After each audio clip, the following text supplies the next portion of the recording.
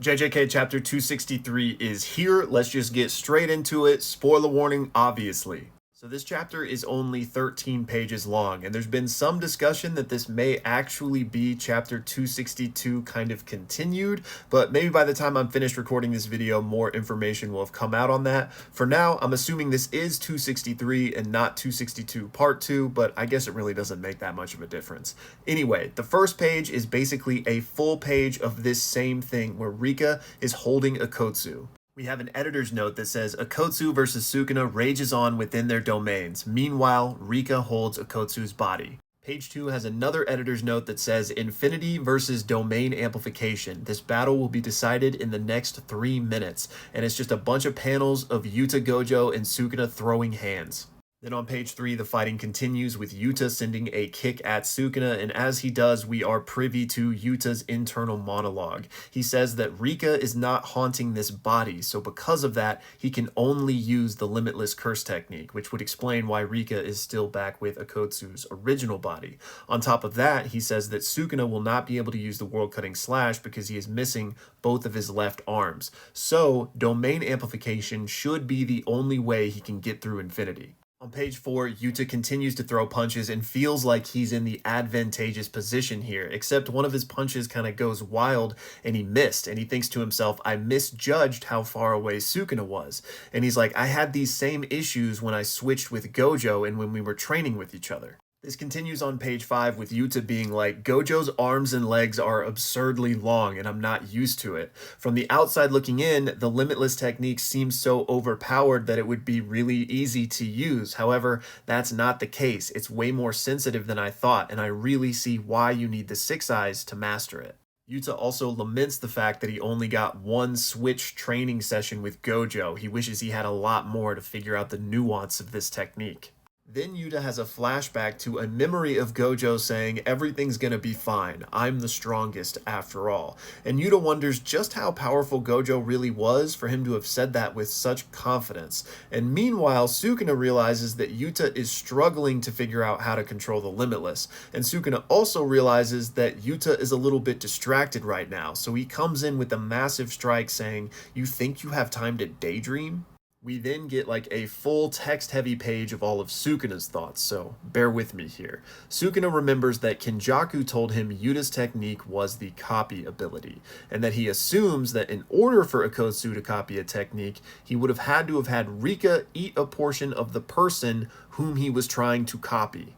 Sukuna then wonders where Rika is and starts to question whether or not she would have come with the body swap, and wonders if Yuta can even use his other copied abilities. But even if he can use them, Sukuna thinks he has a pretty good grasp of what Yuta has in his arsenal, and at this point, the Limitless is nothing more than a side effect of Kenjaku's technique. He is not worried about it. Sukuna also then thinks to himself that he confirmed in Yuta's domain earlier that Akotsu is incapable of using multiple copied curse techniques simultaneously. So because of that, Akotsu's only card right now is the Limitless. Because of all of this, Sukuna thinks to himself, well, how long can he actually even use the copy technique when he's not in his body? Will he be able to maintain that form once Kenjaku's technique is finished? And then he wonders, what if Yuta came into this fight assuming there would be no coming back? If that's the case, then the next move he might make could be... We then cut back to Akotsu's perspective, who is still going through Gojo's memories. And it's a memory of Gojo telling Akotsu that your cursed energy is sloppy as hell. Hasn't Kusakabe taught you anything about that? Maki then says, yeah, he's pretty tough on you, huh, Yuta? And Panda chimes in and says, the fact that he's only tough on you is actually a little bit hurtful. Then Inumaki says, salmon. We then cut back to Yuta in the present, and he's thinking to himself, I'm just going through Gojo's memories one by one. And then he starts to chant the incantations for Hollow Purple. However, Sukuna is on him in a flash, and he prevents him from finishing the incantations or completing the hand signs. And Sukuna thinks to himself, does Yuta not understand why Gojo was forced to fire off that impromptu Hollow Purple like he did? I'm not going to give him a single opening to use that move. Yuta then thinks to himself that Sukuna must be wary of him using techniques aside from the Limitless, but Sukuna should know that he can't use 2 copy techniques at the same time. That's why, even while using the Limitless, even within Unlimited Void, this simple plan will work. We then get a double page spread of Yuta saying blue, and at the same time, a cell phone gets thrown in between them, and a voice rings out from it that says, "Don't move." And Sukuna is completely shocked and paralyzed. And then we cut to the goat Inumaki, who is standing there, clutching his throat as blood is pouring out of his mouth. He was the one that issued the "don't move" command. Yuta says it wasn't a copied technique, this was the real thing. And then he finishes both the hand signs and the incantations for hollow purple, and that's where the chapter ends! The final panel is Gojo in this iconic pose, and the editor's note says, firing off his teacher's ultimate technique. Alright, so short chapter, but I'll honestly take it, and the word seems to be that they are considering this chapter 262 part 2, but we may have to wait until the official chapter comes out on Sunday to find out for sure.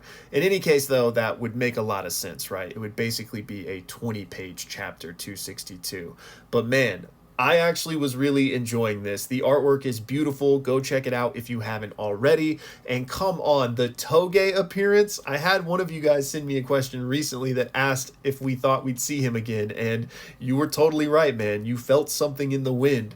That was so cool. And I'm interested to see where this goes because it seems to be going a little too well for the good guys, right? Like, I fully expect Sukuna to not be taken out by this, so I'm wondering what's going to happen from here. How is he going to get out of being hit by this hollow purple? I need to know all y'all's thoughts. Additionally, we did seem to get some confirmation on how the whole Yuta memory thing was working. It does seem as if he's getting access to Gojo's memories, and it's just going to take time for him to kind of process and cycle through them. That was a big point of contention in the previous chapters where people were wondering, why doesn't Yuta know these things about Sukuna since he should have access to Gojo's memories? We got to remember that he's only been in that body for like 30 seconds probably, so it's just going to take time. We also got some more confirmation on the whole Rika situation. She, in fact, did not come over with the body swap, which seemed to be apparent after this panel from last chapter, but now we know for sure, and this also kind of explains why she's still there, because perhaps maybe she cannot get too far away from her haunted connection or whatever you want to call it. She might have like a little radius, right? But it could also be that she doesn't know what's going on, and I'm very interested about that.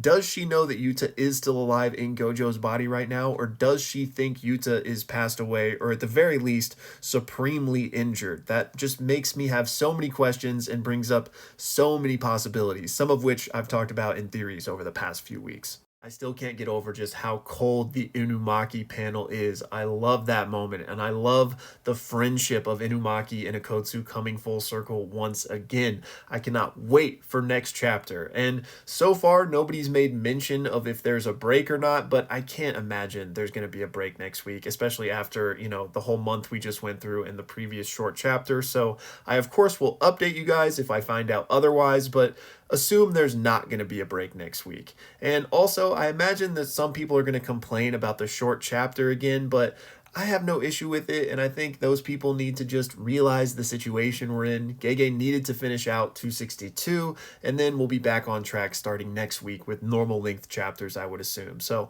I really enjoyed this. As always, let me know y'all's thoughts down below, and of course, thank you so much for watching.